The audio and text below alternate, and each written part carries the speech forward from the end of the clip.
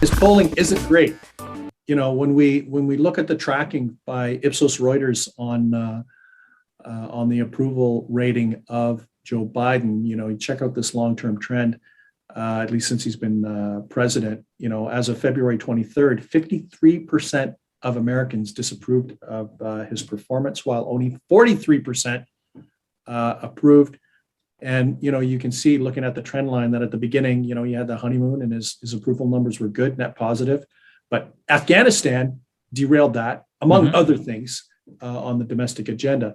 So the State of the Union address this week was a key opportunity for Joe Biden to punch a massive reset button on his presidency and to hopefully, for him, get behind, why don't we just call it the Afghanistan fiasco in terms of him withdrawing and also to refocus on the domestic agenda. So he had everything last night. I watched the State of the Union address.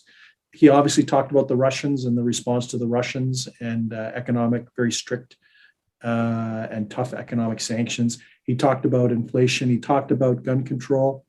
He also talked about jobs and supply chain resiliency. And this is where Canadians should really perk up and listen because, you know, in a world where war is being fought economically, trade is probably the first casualty. And this is where Canadians have to be careful that we don't become the unwitting casualties of a pro-American policy where it wants to be more resilient against supply chains from anywhere.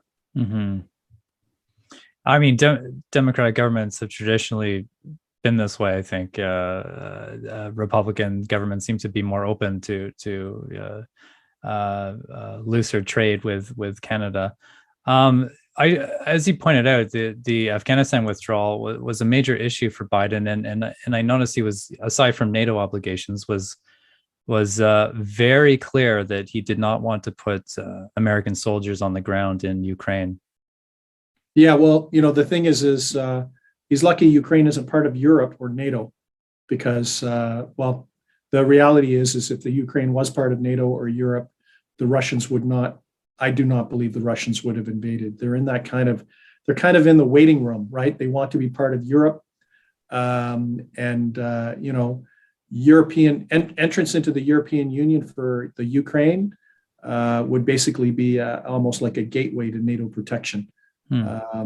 So, you know, they're unfortunately for the Ukrainians in terms of their own security as an independent nation with some sort of democratic integrity, they're in a bit of an awkward spot now because they're neither part of Russia nor are they part of Europe, and as a result, they're in a very vulnerable place where the president, and you know what, we have to do a shout out to the president of the Ukraine, who has been very effective communicating and mobilizing support in the face of realistically overwhelming force from Russia.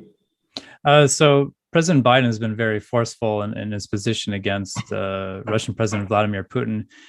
His former U.S. President Donald Trump, not so much.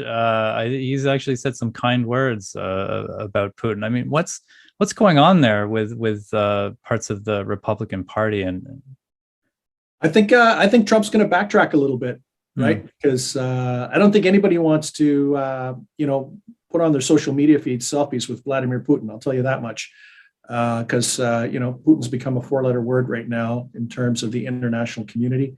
There's probably a pretty high likelihood that he'll be a pariah.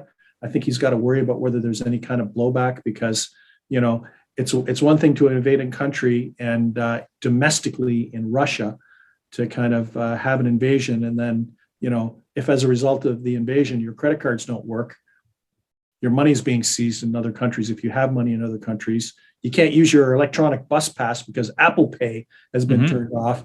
That's when I think that's where Vladimir Putin has to be very careful in terms of the real impact. And that's why I said, Michael, this is a war. Maybe we don't have troops on the ground, but these sanctions that Canada is supporting basically have declared war on Russia, and Russia is trying to retaliate And the other interesting thing, 25% of the natural gas in Europe comes from Russia. Who knows what the Russians might do in order to put more pressure on Europe, especially if they're in a situation where they are negotiating a settlement of some sort. So it's still too early to tell what will happen. Nick, let's leave it there. As always, thank you very much. Take it easy.